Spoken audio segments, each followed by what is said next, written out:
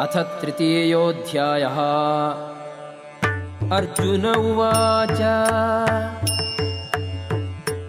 ध्यायसि चेत् कर्मणस्ते मता बुद्धिः जनार्दन तत्किं कर्मणि घोरे मां नियोजयसि Keshava. Arjuna said, O Janardana, O Keshava, why do you want to engage me in this ghastly warfare if you think that intelligence is better than fruitive work?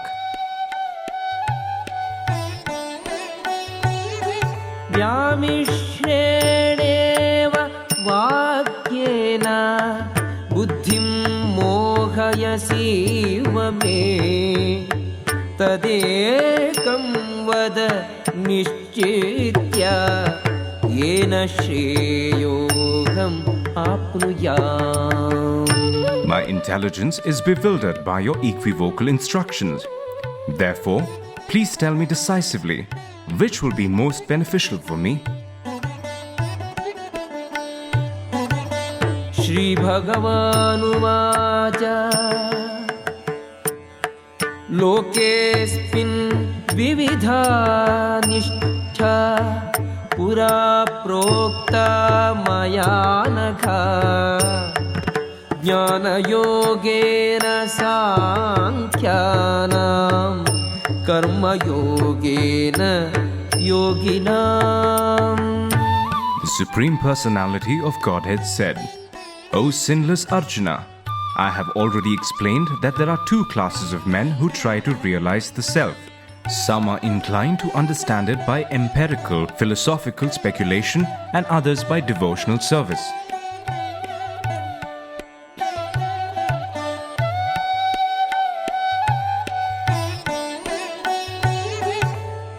Na karmanam anarambhat naishkarmyam पुरुषोष्णुते न च सन्न्यसनादेव सिद्धिं समधिगच्छति. Not by merely abstaining from work can one achieve freedom from reaction, nor by renunciation alone can one attain perfection. न हि कश्चित् क्षणमपि जातु तिष्ठत्य कर्म कृत् कार्यते ह्यवशः कर्म सर्वः प्रकृतिजैर्गुणैः. Everyone is forced to act helplessly according to the qualities he has acquired from the modes of material nature. Therefore, no one can refrain from doing something, not even for a moment. कर्मेन्द्रियाणि संयम्य य आस्ते मनसा स्मरन् इन्द्रियार्थान् विमूढात्मा मिथ्याचारः स उच्यते.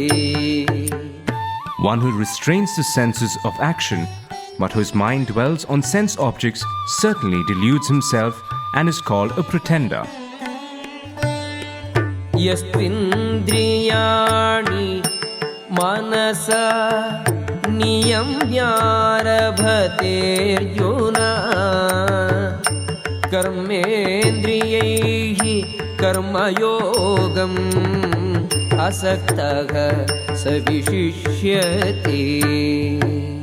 On the other hand, if a sincere person tries to control the active senses by the mind and begins karma yoga in Krishna consciousness without attachment, he is by far superior.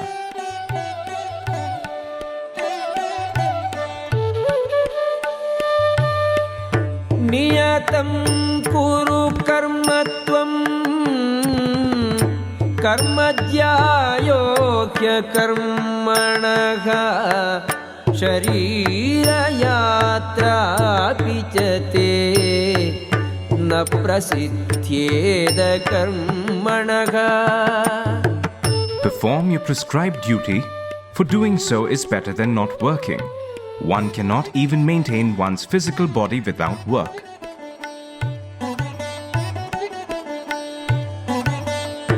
यज्ञार्थात् कर्मणोऽन्यत्र लोकोऽयं कर्मबन्धनः तदर्थं कर्म Kaunteya मुक्तसङ्गः समाचर. Work done as a sacrifice for Vishnu has to be performed. Otherwise, work causes bondage in this material world. Therefore, O son of Kunti, perform your prescribed duties for his satisfaction, and in that way you will always remain free from bondage.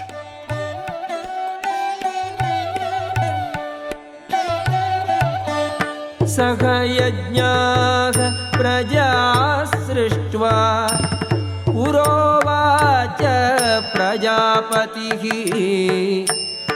अनेन प्रसविष्यध्वं येष वोस्त्विष्ट कामधुक्. In the beginning of creation, the Lord of all creatures sent forth generations of men and demigods, along with sacrifices for Vishnu, and blessed them by saying, "Be thou happy by this yajna, sacrifice, because its performance will bestow upon you everything desirable for living happily and achieving liberation." देवान् भावयतानेन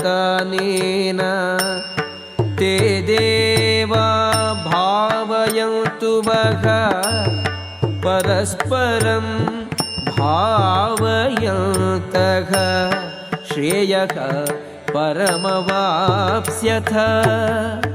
The demigods, being pleased by sacrifices, will also please you, and thus, by cooperation between men and demigods, prosperity will reign for all.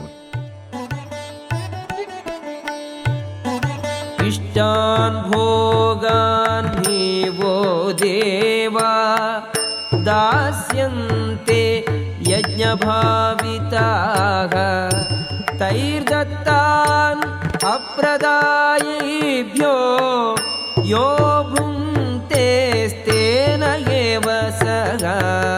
In charge of the various necessities of life, the demigods, being satisfied by the performance of yajna, sacrifice will supply all necessities to you. But he who enjoys such gifts without offering them to the demigods, in return is certainly a thief.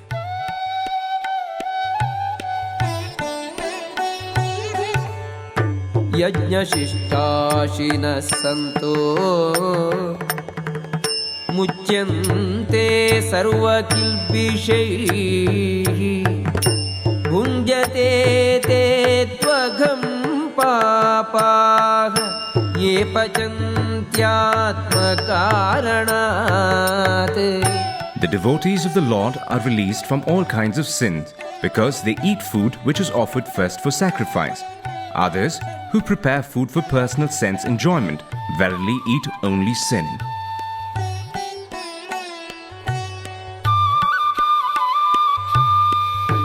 अन्नात् भवन्ति भूतानि पर्जन्यादन्नसम्भवः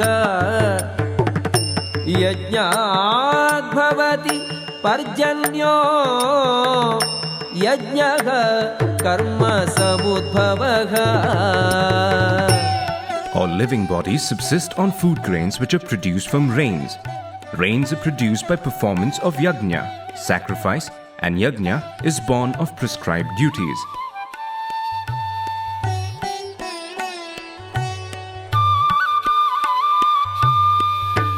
कर्म ब्रह्मोद्भवं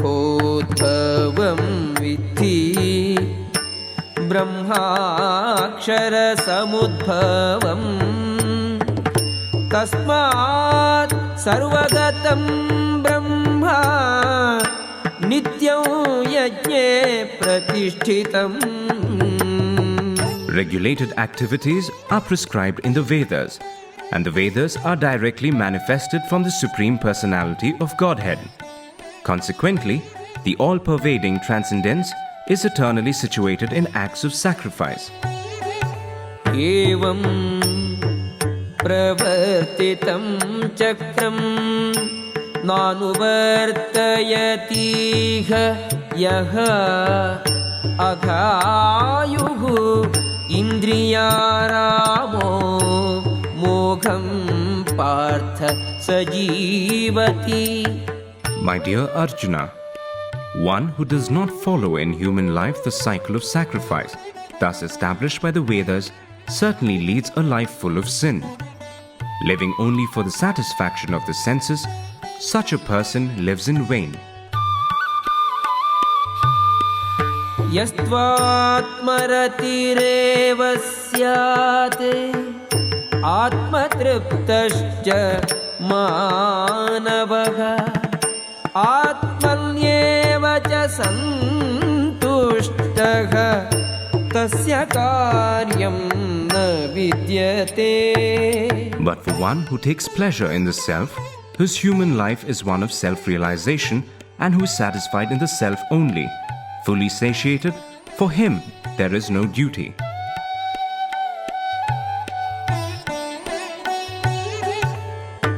नैव तस्य कृतेनार्थो न कृतेनेह कश्चन न चास्य सर्वभूतेषु कश्चिदर्थव्यपाश्रयः. A self-realized man has no purpose to fulfill in the discharge of his prescribed duties, nor has he any reason not to perform such work, nor has he any need to depend on any other living being.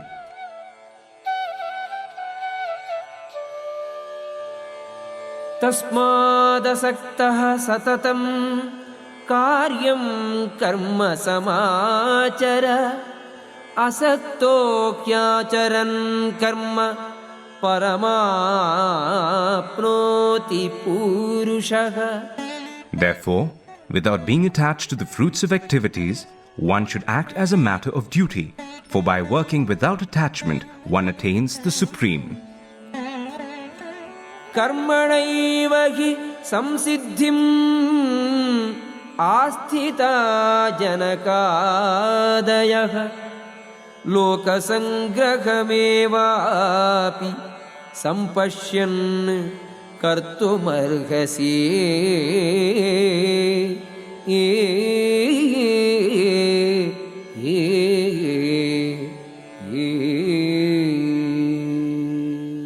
Kings such as Janaka attained perfection solely by performance of prescribed duties. Therefore, just for the sake of educating the people in general, you should perform your work. यद्यदाचरति श्रेष्ठः तत्तदेवेतरो जनः स यत्प्रमाणं कुरुते लोकः तदनुवर्तते. Whatever action a great man performs, common men follow, and whatever standards he sets by exemplary acts, all the world pursues.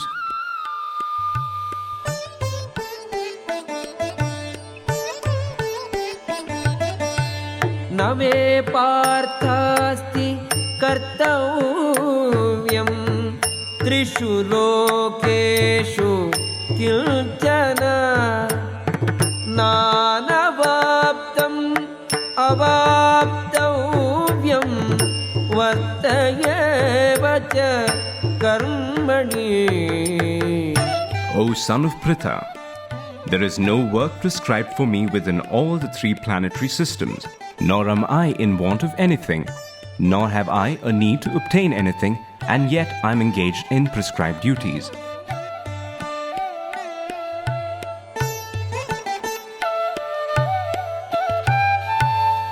यजिह्यहं न वर्तेयं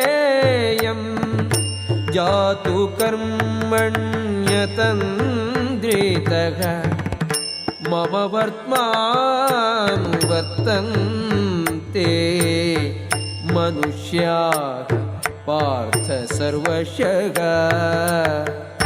For if I ever fail to engage in carefully performing prescribed duties, O Partha, certainly all men would follow my path. उत्सीदेयुः इमे लोकाः न कुर्यां कर्म चेदहम् शङ्करस्य च कर्तास्याम् उपहन्यामिमाः प्रजाः. If I did not perform prescribed duties, all these worlds would be put to ruination. I would be the cause of creating unwanted population, and I would thereby destroy the peace of all living beings.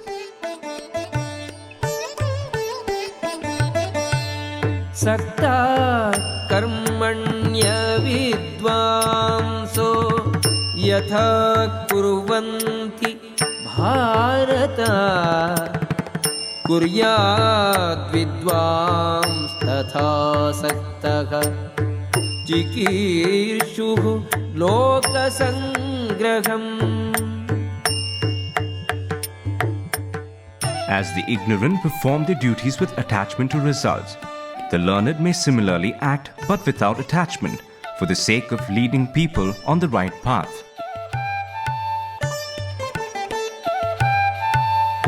न बुद्धिभेदं जनयेत् अज्ञानां कर्मसङ्गिनां जोषयेत् सर्वकर्माणि विद्वान् युक्तः समाचरन्. So as not to disrupt the minds of ignorant men attached to the fruitive results of prescribed duties, a learned person should not induce them to stop work. Rather, by working the spirit of devotion, he should engage them in all sorts of activities for the gradual development of Krishna consciousness.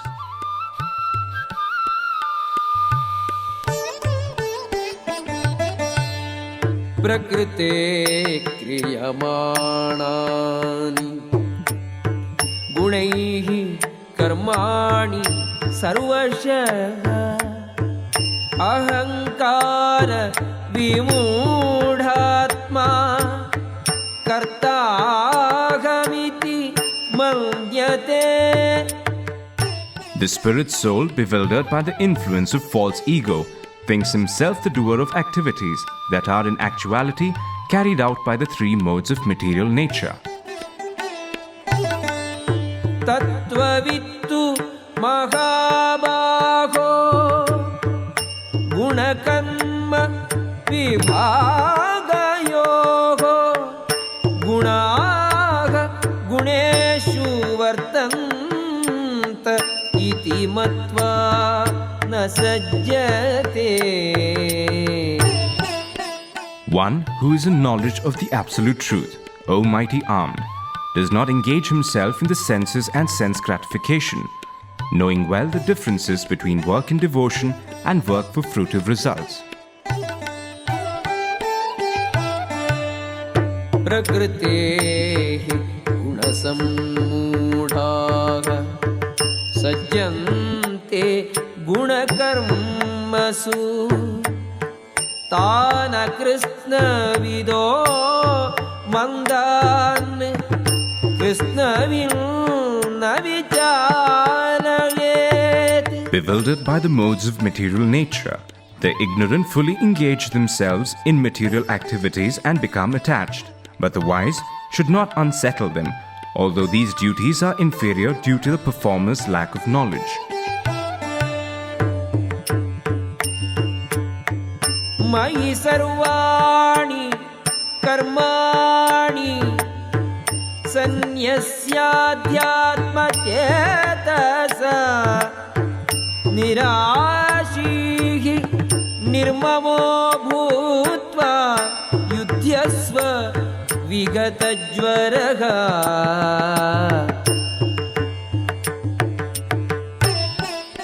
Therefore, O Arjuna, surrendering all your works unto me, with full knowledge of me, without desires for profit, with no claims to proprietorship, and free from lethargy.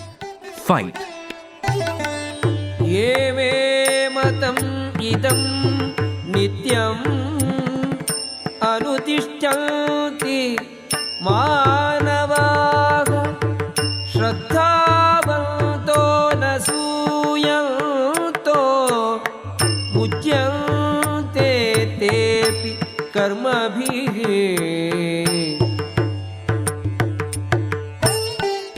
Those persons who execute their duties according to my injunctions and who follow this teaching faithfully, without envy, become free from the bondage of fruitive actions. ये त्वेतदभ्यसूयन्तो नानुतिष्ठन्ति मे मतम् सर्वज्ञान विमूढांस्तान् विद्धि नष्टान चेतसः. But those who, out of envy, disregard these teachings and do not follow them are to be considered bereft of all knowledge, befooled and ruined in their endeavors for perfection.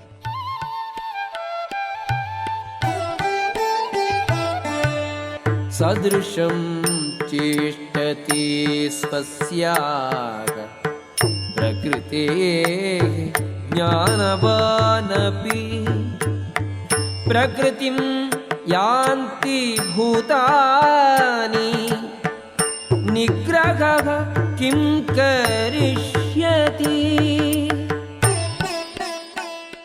Even a man of knowledge acts according to his own nature. For everyone follows the nature he has acquired from the three modes. What can repression accomplish?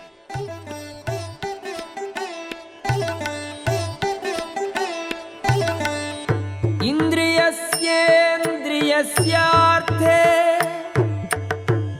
रागद्वेषौ व्यवस्थितौ तयोर्न वशमागच्छेत्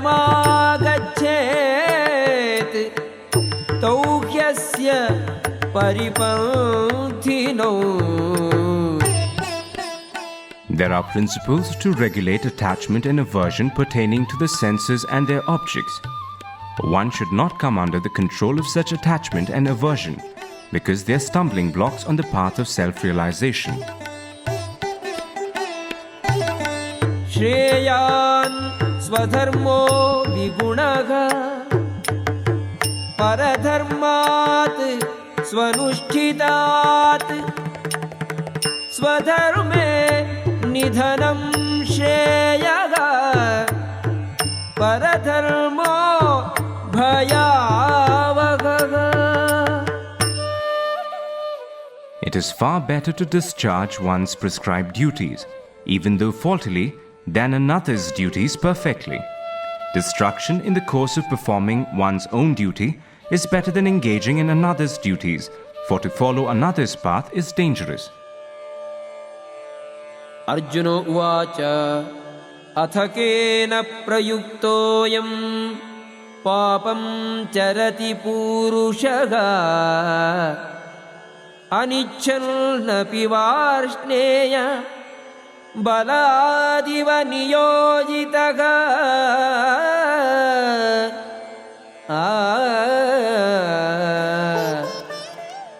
Arjuna said, O descendant of Vrishni, by what is one impelled to sinful acts, even unwillingly, as if engaged by force?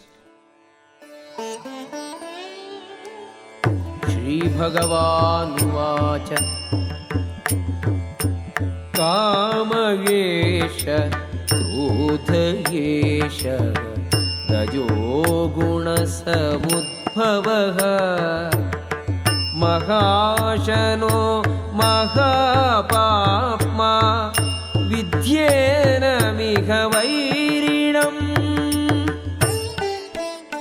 The Supreme Personality of Godhead said, It is lust only, Arjuna, which is born of contact with the material mode of passion, and later transformed into wrath, and which is the all-devouring sinful enemy of this world.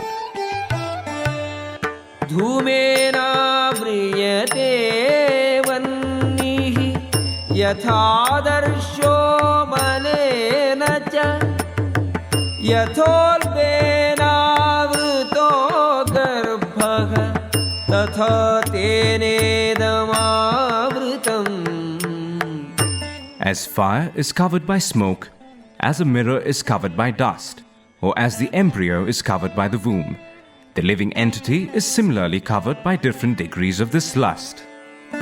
आवृतं ज्ञानमेतेन ज्ञानिनो नित्यवैरिणा कामरूपेण कौन्तेय दुष्पूरेण अनलेन च. Thus, the wise living entity's pure consciousness becomes covered by his eternal enemy in the form of lust, which is never satisfied and which burns like fire. इन्द्रियाणि मनोबुद्धिः अस्याधिष्ठानम् उच्यते एतैर्विमोहयत्येषः ज्ञानमात्यदेहिनम्. The senses, the mind, and the intelligence are the sitting places of this lust. Through them, lust covers the real knowledge of the living entity and bewilders him. तस्मात् त्वमिन्द्रियाण्यादौ नियम्य भरतर्षभ पाप्मानं तजगिह्येनं ज्ञानविज्ञाननाशनम्. Therefore, O Arjuna, best of the Bharatas, in the very beginning, curb this great symbol of sin, lust, by regulating the senses, and slay this destroyer of knowledge and self-realization.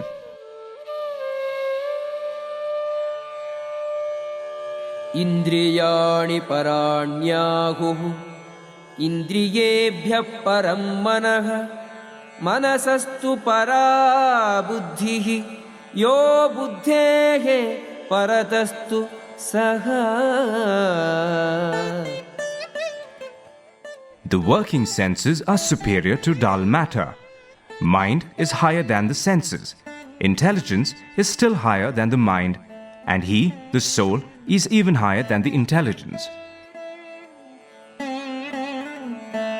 एवं बुद्धेः परं बुद्ध्वा संस्तभ्यात्मानम् आत्मना जहि शत्रुं महाबाहो कामरूपं दुरासदम्.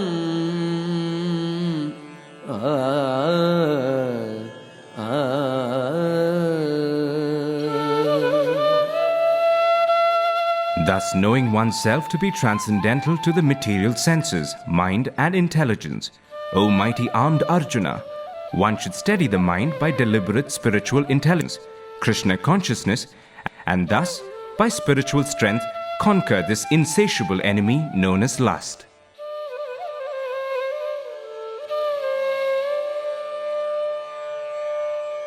ॐ तत्सदिति श्रीमद्भगवद्गीतासु उपनिषत्सु ब्रह्मविद्यायां योगशास्त्रे श्रीकृष्णार्जुनसंवादे कर्मयोगो नाम तृतीयोऽध्यायः.